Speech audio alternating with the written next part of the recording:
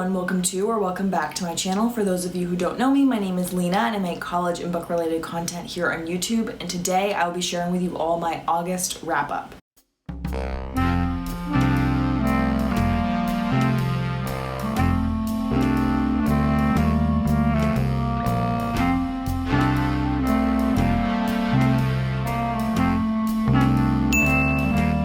In the month of August, I moved back to school, completed my training to be a CA again, and then officially started classes in the second to last week of August.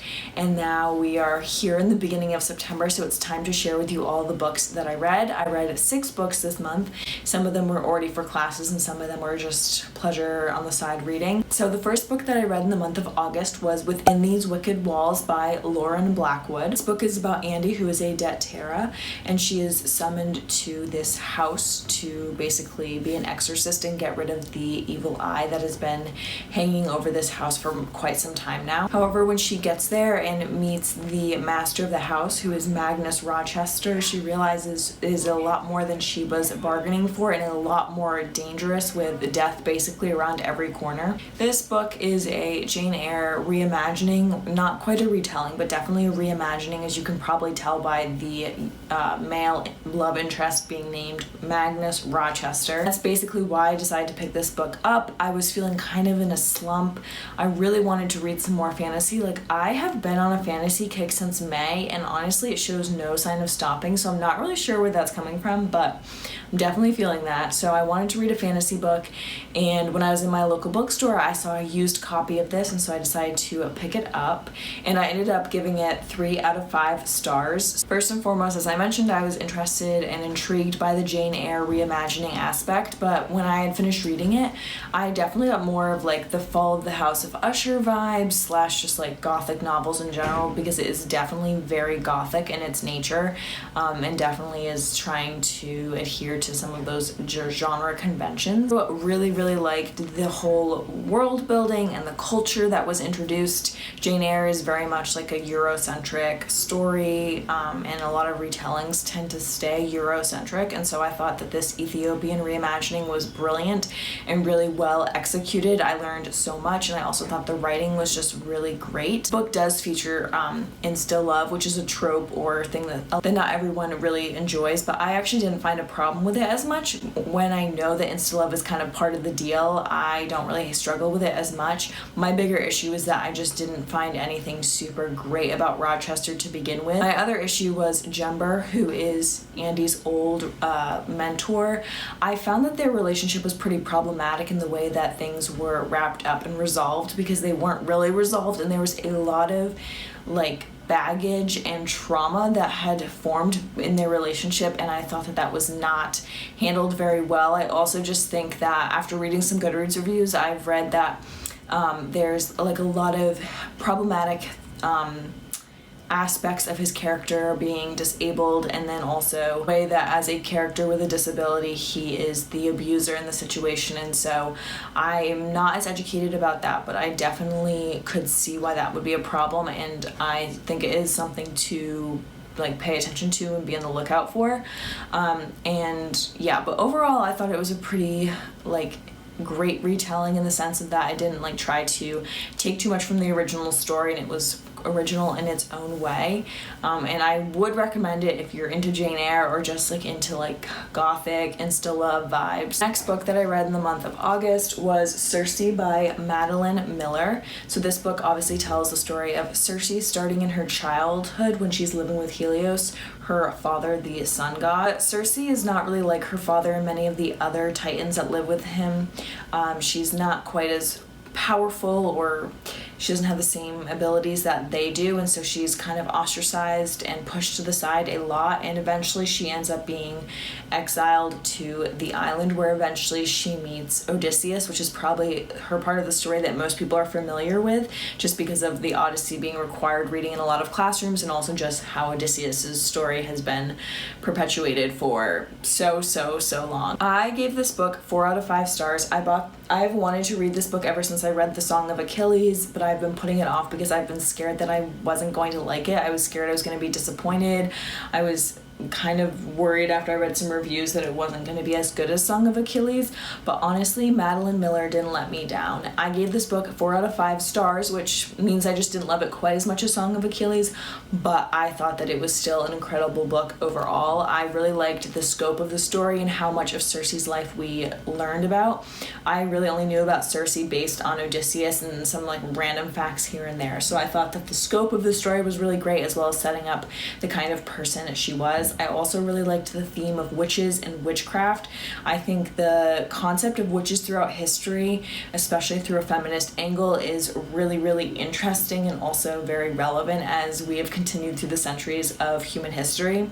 And so I really appreciated that aspect of this book, of Circe being like one of the first witches to be recognized. I also just love Madeline Miller's writing style. There are so many authors that are talented in their writing style and storytelling abilities, but something about Madeline Miller's writing style just gets me every time, and I'm not quite sure what it is. I'm not sure if she's trying to like emulate some of the Greek mythology retelling, or if this is just something, but I have read very few books where I click with the writing style so quickly, and something about the way she writes her books, like I am just drawn in from the beginning, and I just love the way like the words come together on the page. Also, as someone who is an Odysseus hater, like this book was everything. Like I don't want to spoil anything, but like yes, this is what I needed as an Odysseus hater, someone who read the Odyssey and was like, this guy is not it. One thing that I didn't really love was the pacing, and that it seemed trite at some times. This is just kind of natural with Circe being like a super popular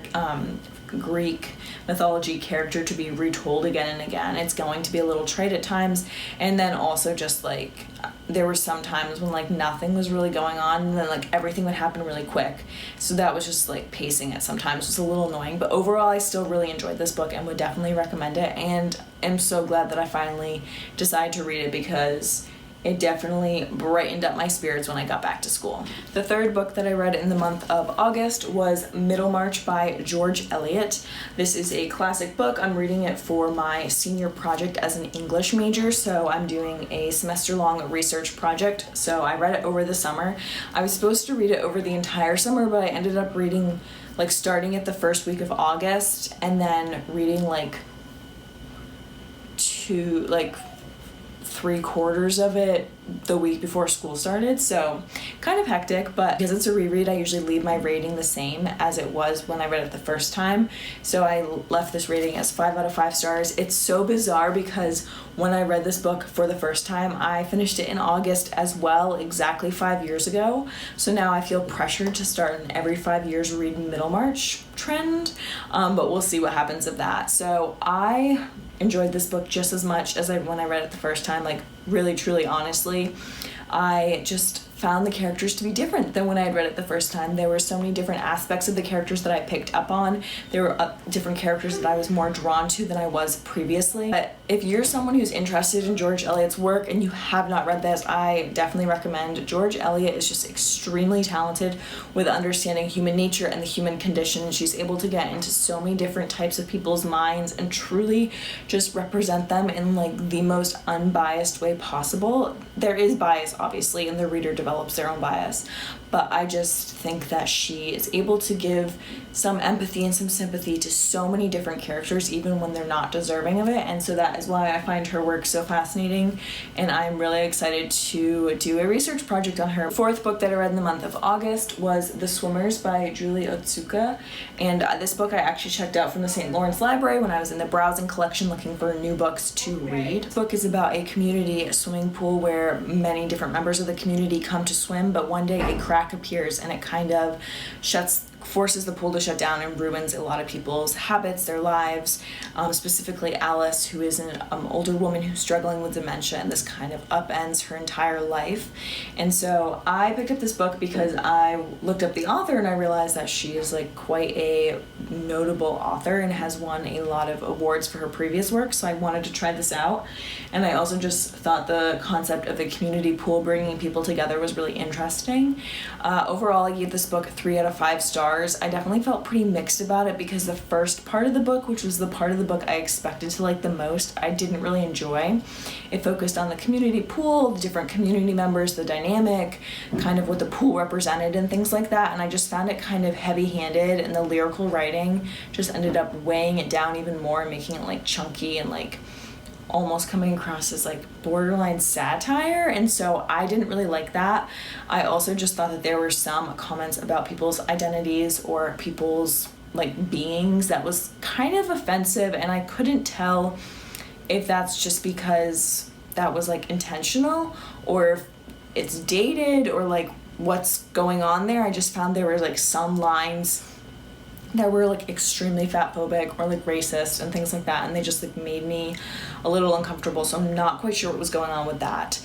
But when I got to the second part of the book that focused on Alice and her daughter, their relationship, Alice's battle with dementia, and just kind of how that disease affected Alice and her family members, I was so engrossed in the book. I think that this exploration of dementia was really, really well done. I also think that the discussion about these care facilities for elderly people was really well done as well, because this is something that I've always thought about for a long time, and I think in American culture we've really gotten into the just put your parents in an old person's home really, really quick and you don't really think about it, and so I think that's actually causing more harm than good in the long run, and so it was really interesting to read about that in this book, and kind of considered the ways that it interacts with our culture, people's lifestyles, and things like that. Yes, I did cry multiple times throughout this book. The fifth book that I read in the month of August was Northanger Abbey by Jane Austen. I am in a Jane Austen senior seminar, so as an English major, we're required to take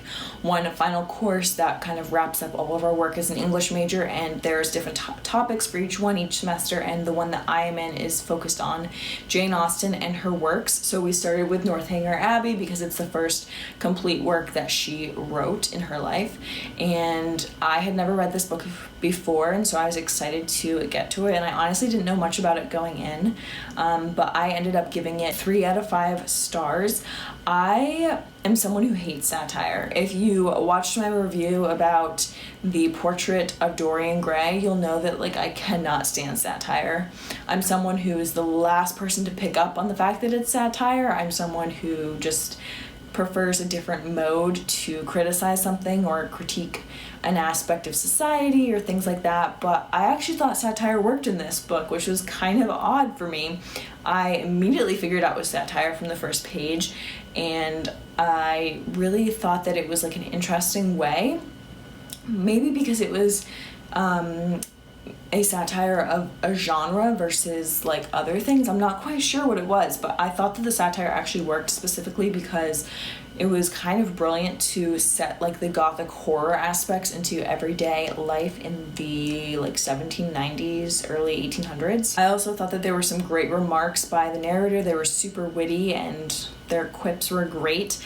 I do think overall though that because it was satire and because the narrator jumped in so much and was so opinionated, it really like did not help with the cohesion of the novel and the character development. And as someone who reads books for the characters, hence why I love books like Middlemarch, I struggled with this book because I didn't really buy into a lot of the relationships, romantic or otherwise, and I also just struggled with the protagonist of the story to like truly understand who she was as a person, and like I don't think she like actually developed and matured by the end of the book, which is what we were supposed to think. So I enjoyed the book, but I definitely am looking forward to reading other works by Jane Austen because I don't think this will be my favorite. The last book that I read in the month of August was George Eliot, A Life by Rosemary Ashton. This is a biography on George Eliot, obviously, and it came out in the late 1990s. My advisor actually recommended me to read this biography when I was looking at different biographies to read, and now that I've read a couple different biographies, I can definitely say this is the best one I've read so far on George Eliot.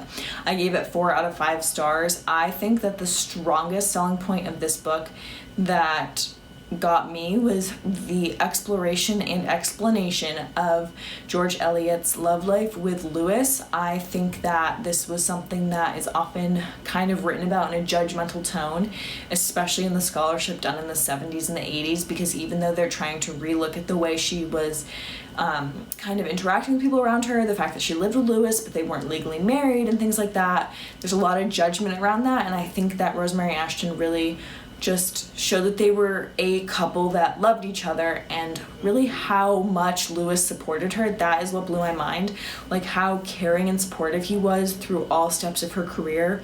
It was just really beautiful to read. And then I also just think that Ashton did a great job of exploring the total expanse of her life with a lot of specific detail that was really helpful in understanding her life, the work that she did, whether that was writing novels or translating and things like that, and then also what kind of person she was, while allowing for like room for interpretation, because obviously we can't know everything. The biggest complaint with the book is that yes, it's from the late 1990s, so it's almost 30 years old, and there were some parts where I was like, this is a little dated, but overall, I really enjoyed it. So those are all the books that I read in the month of August. If you have any questions, video recommendations, leave them down in the comments below.